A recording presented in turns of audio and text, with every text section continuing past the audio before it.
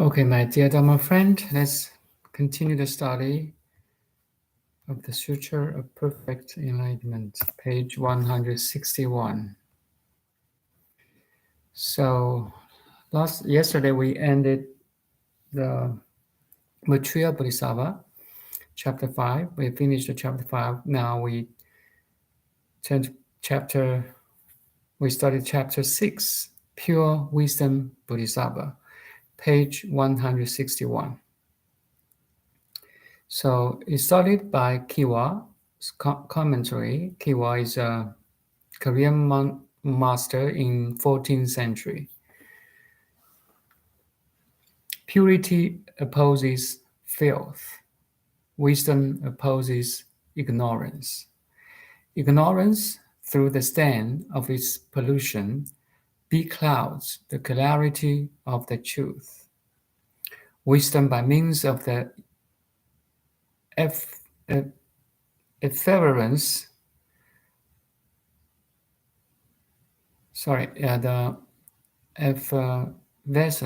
effervescence of his purity adorns the path of enlightenment. He is called pure wisdom because he used his pure wisdom to dissolve the becloudment and the stain of ignorance, to reveal the clarity of the truth, and to bring about the completion of omniscience. Why does pure wisdom follow up Maitreya with further questions?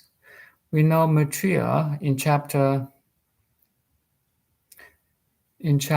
5. So that's why Maitreya raised the question in reaction to the discussion of chapter 4, Vajragarbha, which said, first severing the root of transmigration. Okay, so actually, Maitreya asked us, or asked the worldly person, to sever the root of transmigration, which is the attached love, in order to make the sentient beings convert their attached love into compassion. So there's a difference here between attached love into compassion. So attached love, more like individualized love, like love for the family, love for the partner. It's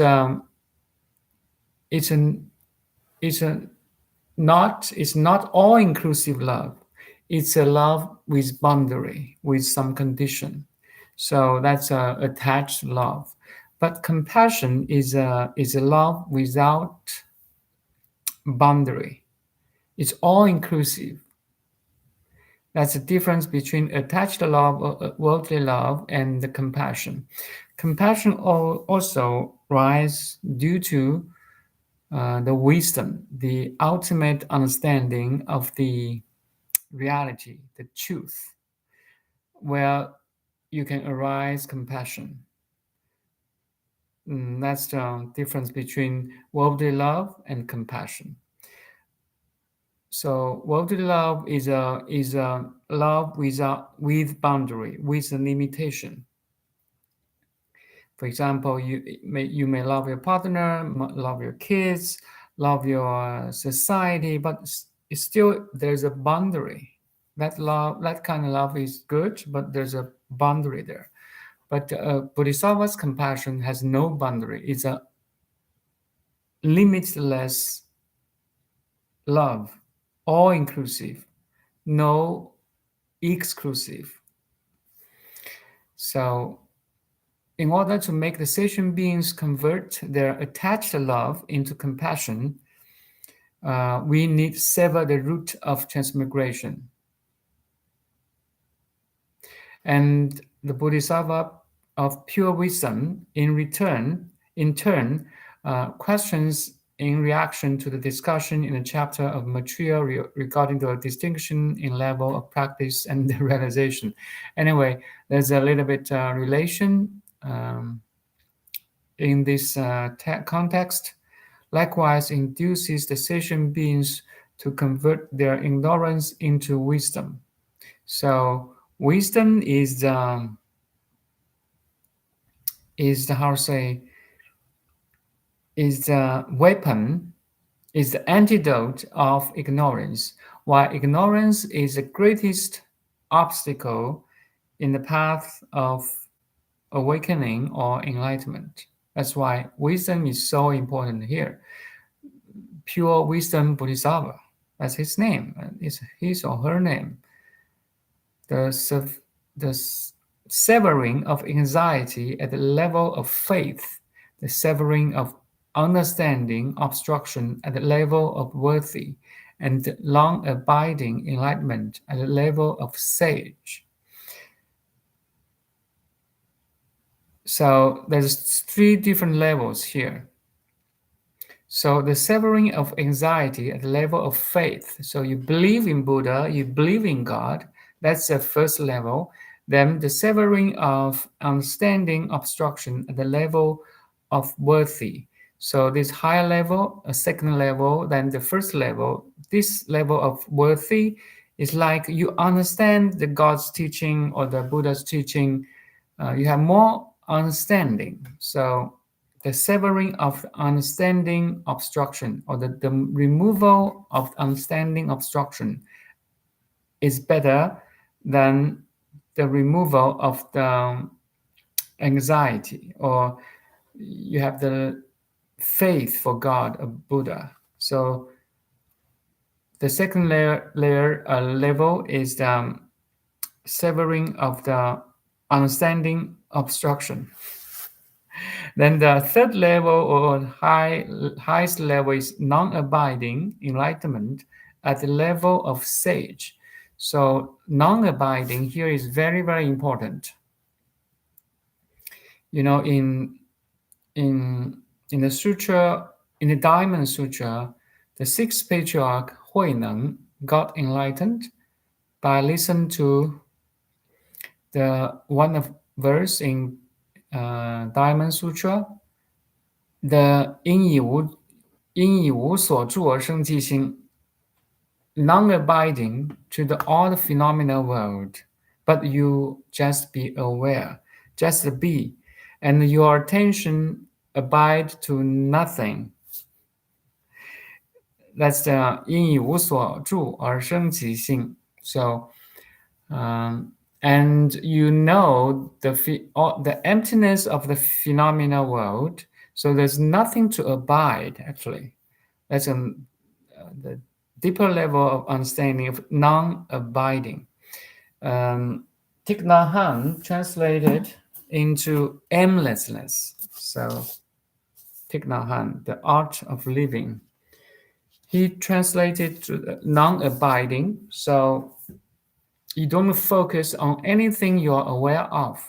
That's another explanation of non-abiding. But Thich Nhat Hanh used a better word, I think. He used aimlessness. So you are not attentive to something or anything. You're attentive to nothing. You just be. You have that open monitoring. That's another level of meditation. Let's say that.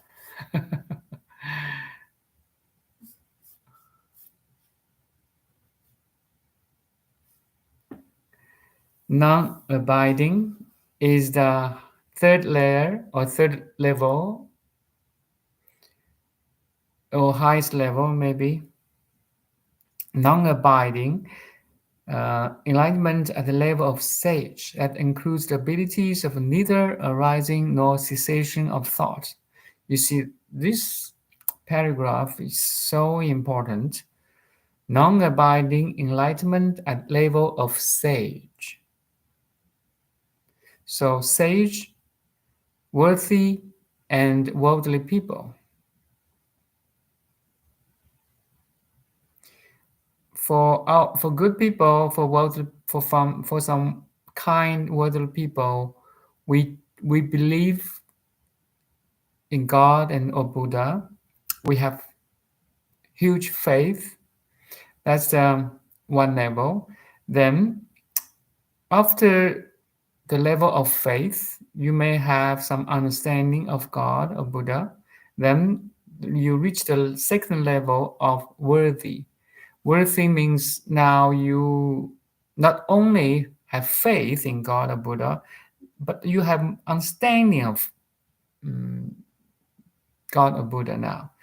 Then the third level is non-abiding enlightenment. At you are aimless, but you can be aimless to the contents of the awareness, meaning the awareness does not lose itself in the complexity and diversity of the world. That's called non-abiding enlightenment at the level of sage, which includes abilities of neither arising nor cessation of thought. So you see, that's the second deeper meaning of thoughtlessness. So if you watch my previous videos, there's in Chan or Zen Buddhism, there are three no's or three nones. Let's say non-abiding, no thought, and no sign. Or use other terms like aimlessness, same thing as non-abiding, thoughtlessness, no thought, and signlessness. It's not easy to understand. Anyway, 无相无念无助无助无念无相 non-abiding, thoughtlessness, and signlessness. That's the realization at the level of sage. And no discernment of reality. You see, no discernment of reality, the oneness, the realization of oneness. You still have the power of discernment, but you know fundamentally all the world, all the phenomena world, underneath all the complexity and diversity, there is one thing universal. You reach a level of non-discernment of reality, oneness, non-dual.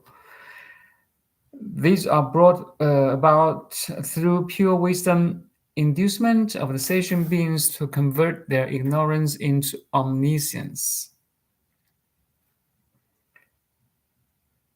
And the meaning of such saying as wisdom and ignorance are both prajna.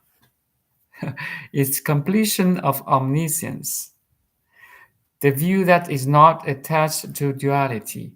You see, when we seek for wisdom, it implies that you want to get rid of ignorance. Make sense? But once you realize the ignorance is illusion, is unreal, fundamentally illusory, then the antidote of ignorance loses its meaning too. The antidote of ignorance is the wisdom. The wisdom itself loses its meaning when you realize all the ignorance is illusory or unreal fundamentally. So that's the completion of omniscience or great nirvana, the great wisdom, a wisdom beyond the duality of wisdom and ignorance. This is the relevance of the order of matriarch's conversion of attached love into compassion, and pure wisdom's conversion of ignorance into wisdom. So matures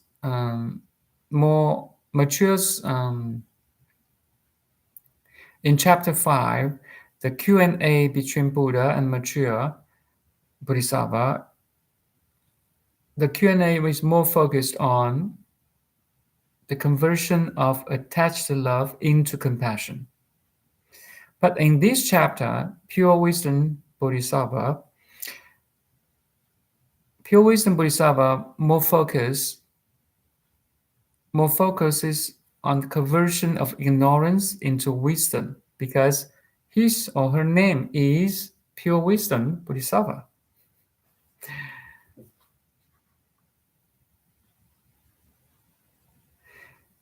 Then we are page 161, so let's go on.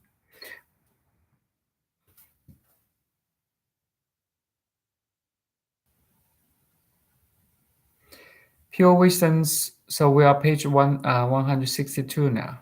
Pure Wisdom's question on the distinctions in level of practice.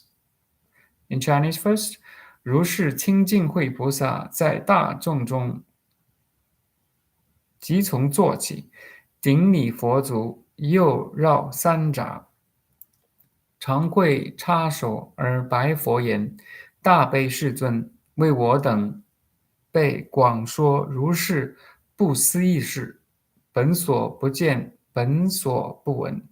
我等经者蒙佛善诱，身心泰然，得大饶益。愿为诸来一切法众重宣法王圆满觉性，一切众生及诸菩萨，如来世尊所证所得云何差别？今末世众生闻此圣教，随顺开悟，见次能入，作使于己五体投地，如是三请，终而复始。So, in English, that's the question from Pure Wisdom Bodhisattva on the distinctions in level of practice. The Bodhisattva Pure Wisdom rose from his seat in the great assembly. He bowed his head to the Buddha's feet. You see, if you bow your head to one's feet, it shows your great respect. Here, Pure Wisdom Bodhisattva showed great respect to the Buddha. That's why he bowed his head to Buddha's feet and circumambulated him 3 times to the right. He then knelt down with his hands collapsed and addressed the Buddha, saying, "Greatly compassionate, world-honored one, you have magnanimously explained for all of your group this inconceivable matter, which is originally not seen and originally not heard. We who are presently here and have received your superb instruction have gained composure of body and mind, and received great benefit. I would like to request this. Would you re-explain the nature of perfect, fulfilling enlightenment of the King of the Dharma for those who have come for your teaching? What differences are there between that which is grasped and actualized by sentient beings, bodhisattvas, and well-honored Tathagatas? Please let sentient beings of a degenerate age hear this sagely teaching so that they may conform to it, awaken through it, and gradually become capable of entering." Having said this, he prostrated fully to the ground. He asked the question 3 times in succession. Again, when you prostrate to someone with your head down hands down, belly down, neck down, all your feet down, all your body on the ground, prostration to someone, you show great respect and trust, actually, faith to someone. Here is the Buddha. That someone is Buddha here. Okay, this is a long Q question. We may review this question again. We can follow this keywords comments on page 162. Within non-cyclic existence, they deludedly see cyclic existence. So this cyclic or non-cyclic is the Vajragarbha. It's the chapter 4, actually. So Vajragarbha used his cyclic mind to ask the question of enlightenment, which is beyond cyclic mind, or let's say non-cyclic existence. So it's a pseudo question by Vajragarbha to ask the question in chapter 4. So here in chapter 6 on page 162, Kiwa comments on that within non-cyclic existence, they deludedly see cyclic existence. Within no practice and realization, he provisionally introduced practice and the realization. So profound here. It's really hard to explain, but I will try. So within no practice and realization, the worldly person provisionally introduces practice and the realization. This is why it is called inconceivable. It's very hard to explain because it's inconceivable. You see, ignorance does not permeate true suchness, yet there is permeation. When true suchness undergoes permeation, it is not changed, yet there is a change. Hence, the existence of the 3 subtle and 6 coarse defilements, 一念不觉生三系, 境界欲言长六处. So 3 subtles and 6 causes here. The 6 cause defilements. Let's go on. Maybe we can find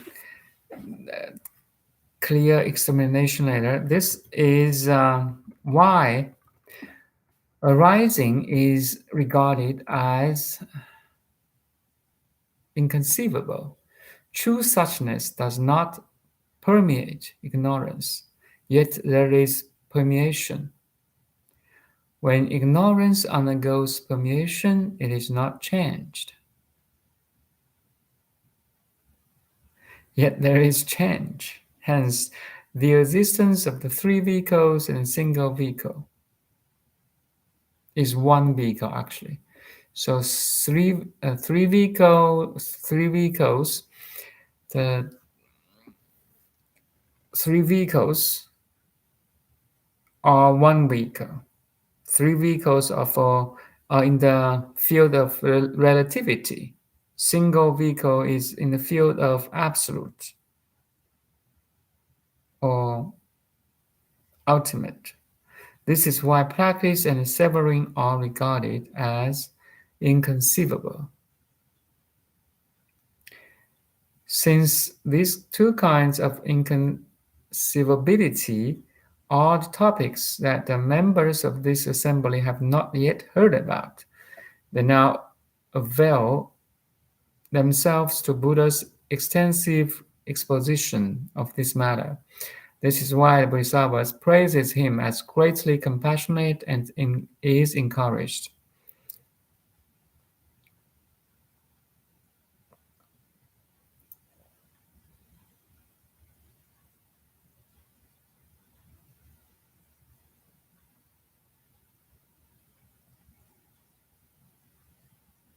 Composure of body and mind, calm, a peace of the body and mind, 身心泰然.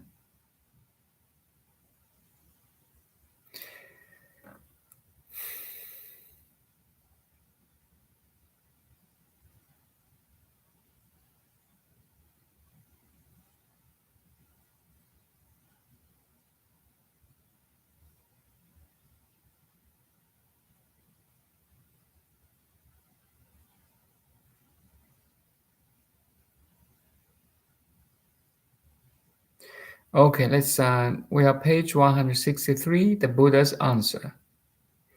In Chinese, 尔时世尊，告清净慧菩萨言：善哉善哉，善男子，汝等乃能为末世众生，请问如来见此差别？汝今谛听，当为汝说。时清净慧菩萨奉教欢喜，乃诸大众默然而听。So then the world-honored one, addressing the Bodhisattva's pure question, said, Excellent, excellent, good sounds. You have asked well for the Bodhisattvas and sentient beings of a degenerate age, about the distinction that the Tathagata makes between the levels of attainment by practitioners. Now listen well, and I shall explain this for you. The Bodhisattva pure wisdom received this instruction with reverence and great joy. All the members of the great assembly become silent and listened. Again, you see 末世众生. So in Chinese, 末世众生 can be translated into two ways. First is the sentient beings of degenerate age, meaning that now we are 2,500 years later, after the Buddha passed away, or how to say, nirvana. Let's say that, nirvana. A Buddha doesn't pass away, he just enter the great nirvana. So after Buddhas enter the great nirvana, there's 2,500 years passed already. So now it's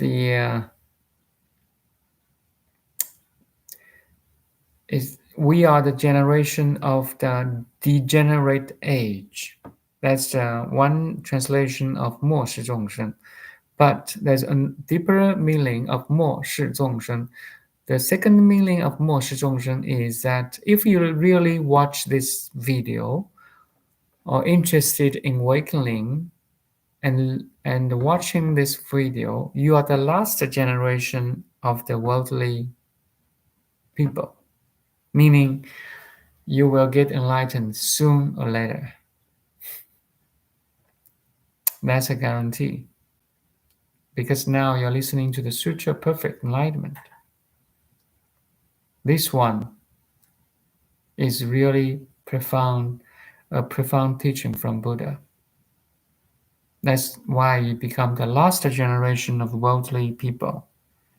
Sooner or later you will got enlightened. Okay, we are still on page 163.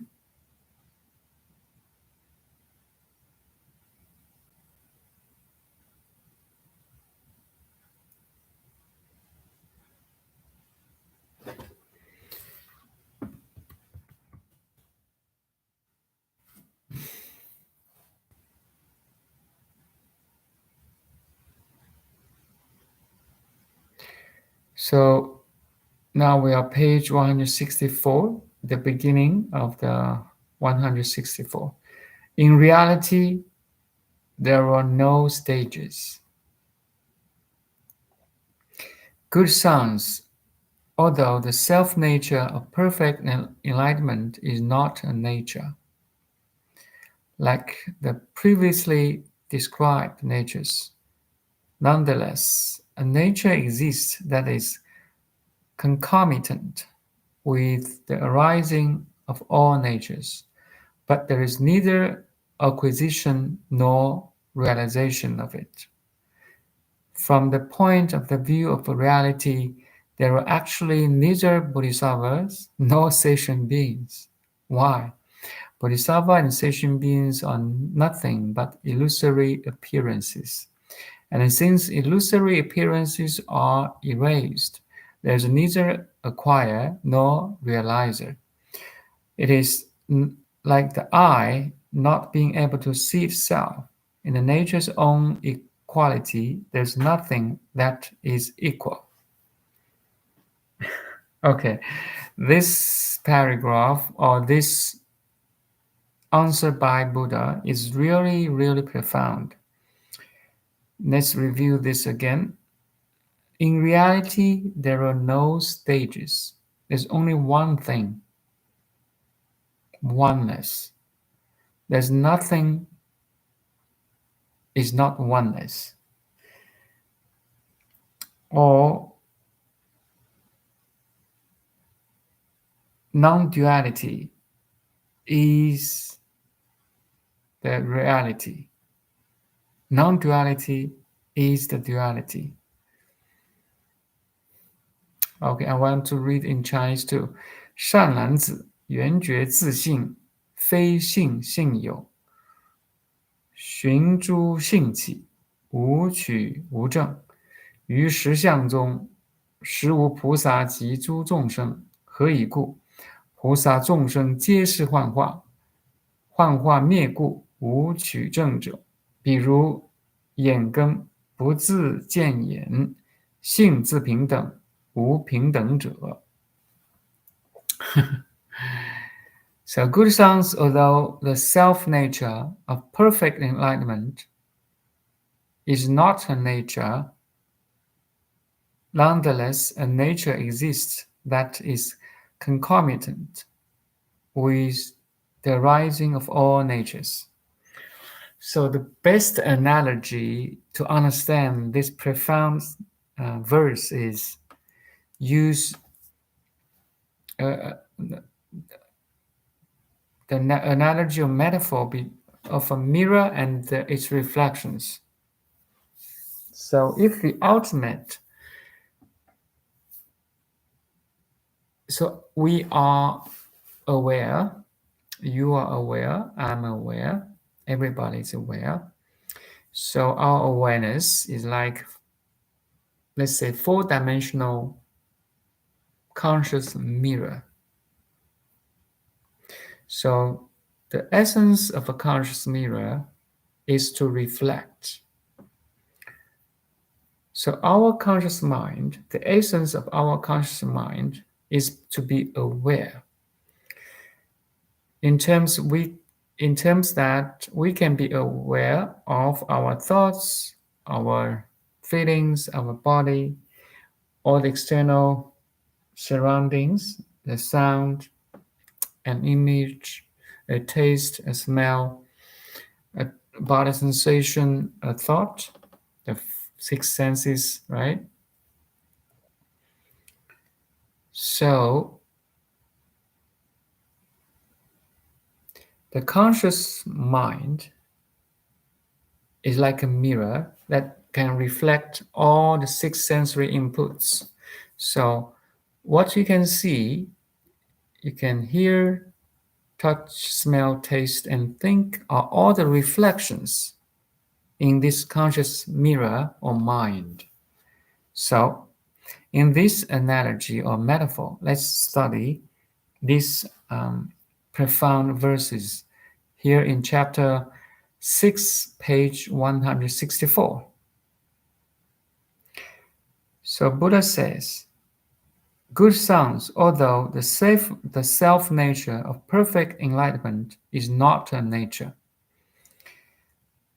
Nonetheless, a nature exists that is concomitant with arising of all natures. This is really hard to understand. So, the conscious, if I say this is a mirror in the mirror itself is empty, nothing exists, but it can reflect. There's all kinds of reflections in the mirror. That's why the mirror, the self nature of a mirror is not a nature. So it not has a form. It's a mirror itself is empty, is void. But it can reflect all kinds of forms and names as reflections. In the same way, our pure consciousness has no attributes of size or color or weight. There has no attributes or qualities, but all the attributes and qualities can be included in this pure awareness. Or another analogy may be the space. The space itself is formless. But every form can exist. Say, the space between the computer and me here. This space is formless. It's empty. But it can manifest all kinds of forms. If it's a cell phone, a book, or bottle, anything appeared in this space can temporarily occupy this space and manifest accordingly as a form, a bottle, a book, or cell phone. So the space here is not a nature, but a nature exists that is concomitant with arising of all natures, with all the forms of cell phone, book, or bottle. It's this space here, or the inner space as a mind, or our pure consciousness, pure awareness, is formless, is empty, but can manifest in all kinds of form, name, or thought, as an image, as a sound, as a smell, as a body sensation, and so on. It has no attributes, no quality, but all the qualities and attributes can manifest in our pure consciousness. That's why Buddha says here, although the self-nature of perfect enlightenment is not a nature, nonetheless, a nature exists that is concomitant with arising of all natures. Or you can say, maybe the simplest way is to say that it has nothing here yet, but it has infinite possibility to be anything or any form. There's nothing here, but this nothing-like space contains infinite possibility to be any form and any name. The cell phone, the book, the bottle. Make sense? So, infinite possibilities. That's it.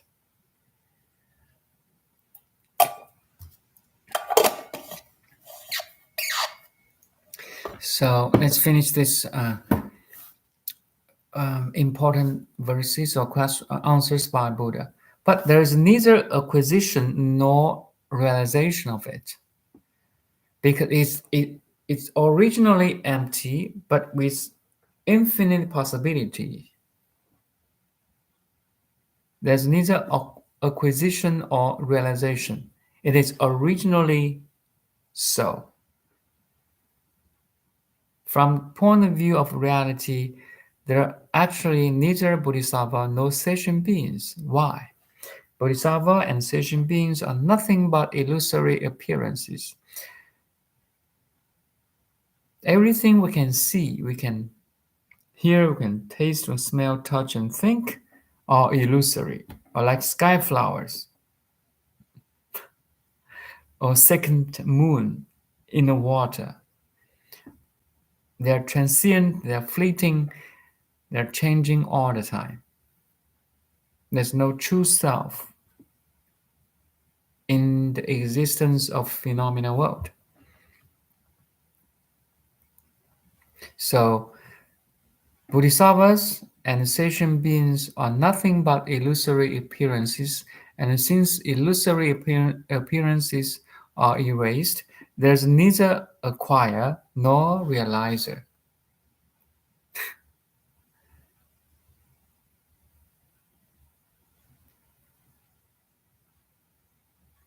It is like the eye not being able to see itself.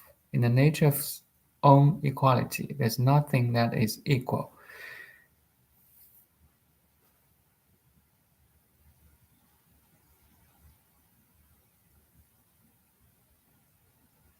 You see, let's finish. There's a commentary by Kiwa, the Korean master in 14th century. He said, "The self-nature, perfect enlightenment, is self-empty. It is originally divorced from names and marks, but there is also nature that is not empty, which spiritually penetrates senses and responds. Following conditions, it completes all individual dharmas. Yet this conditioned nature is itself is empty. The essence does not really exist. Thus, the same is true practice and the realization. There's no practice, there's no realization, because you are originally a Buddha. Once you realize a Buddha, you won't say you are Buddha because you're originally a Buddha. So it's just like if you have a friend and try to introduce him or herself. So he stepped on the stage and say, "I am a human." So it doesn't make any sense if your friend introduced herself by saying that he or she is a human. Of course, we are human already, so we don't need to say we are human in front of humans. In the same way, if you realize you're Buddha, you don't say you are Buddha. A Buddha is the opposite of a worldly person. And while worldly person is an illusory concept, the name of Buddha loses meaning too. So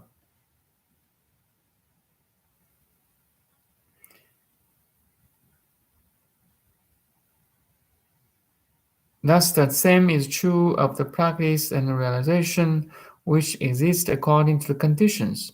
All the practice and the realization exist according to conditions, but lack inherent reality. You see, the practices and the realizations are empty itself, is inherent empty, or in other words, lack inherent reality. Therefore, Buddha says that bodhisattvas and sentient beings are all illusion. The phrase It's just like I shows that beginning and end are connected, and the mind and the objects share same reality. Mind and objects are all in the consciousness, the same reality. There is no separate thing.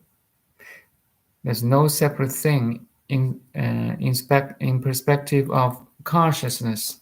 Our consciousness is all inclusive. No matter you know it or you don't know it, it's all inclusive. And there's no beginning or there's no end. Since in the development of subject and object, there's actually no subject or object, no object. So subject or object exist according to conditions, but lack inherent reality. The non-existence of subject and object is also non-existent. Negation, negation, until nothing to negate, you see? Since in the development of subject and object, there is equally no subject or object. The non-existence of subject and object is also non-existence. Therefore, he says, in the nature of own equality, there's nothing that is equal. 性自平等，无平等者。Because everything is equal. So that's why you say there's nothing that is equal.